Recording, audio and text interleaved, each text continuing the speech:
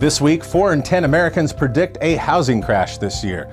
The CFPB's first director says we're all birds of a feather, referencing new leadership. And sorry, there is no V-shaped recovery after all. Click on the banner above to learn more about our sponsor, Fairway Independent Mortgage.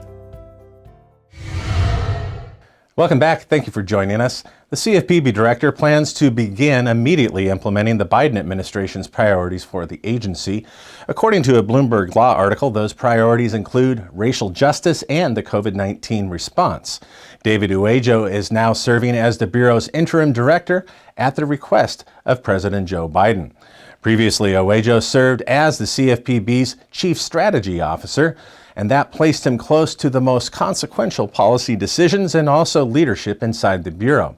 During his 11 years at the CFPB, Uejo worked closely with the first director, Richard Cordray, and the incoming nominee for directorship of the Bureau, Rohit Chopra, who we covered in great detail here on this show last week.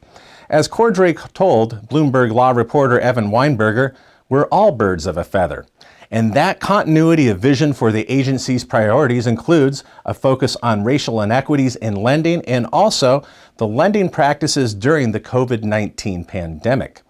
The law blog J.D. Supra notes, the CFPB under Chopra is also expected to closely examine the COVID-19 response from banks, consumer reporting agencies, debt collectors, and mortgage and student loan servicers.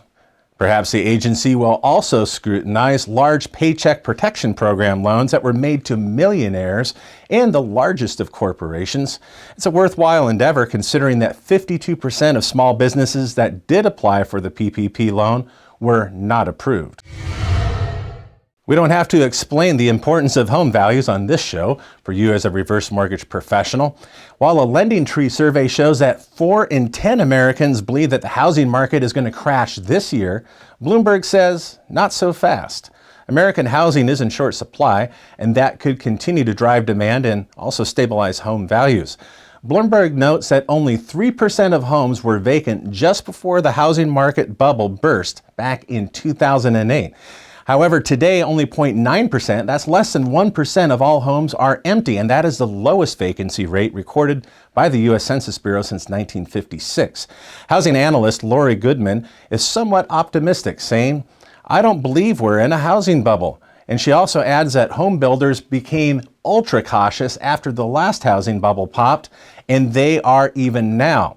We're actually producing less units than the rate of household formation each year, said Goodman. I don't think we're in a housing bubble. And last Thursday, CNBC's Jim Cramer, the host of Mad Money, said that the strength of the U.S. housing market despite the pandemic is a net positive for the economy because mortgage standards, he claims, are stronger than they were in the early 2000s. And speaking of the economy, the U.S. gross domestic product, or GDP, shrank by 3.5% in the fourth quarter of 2020. That's the worst slump for the U.S. economic output since the end of World War II. Now, Americans did hold on to their cash, saving at record rates last year. Now, despite this historic setback, economists expect a strong recovery in the second half of the year if vaccines are effective in stopping the pandemic. So there you have it, a look at the CFPB's interim director, the housing market's outlook, and the U.S. economy. What are your thoughts? Comment below. And if you've enjoyed today's show, you can share it with others. Do so by using the social media links on this page. And don't forget, today and every Monday, we have a new episode of our podcast, Hack'em World Weekly, just for you. And that way you can catch up on the week's most relevant reverse mortgage news while you're on the go. Thank you for joining us and have a great week.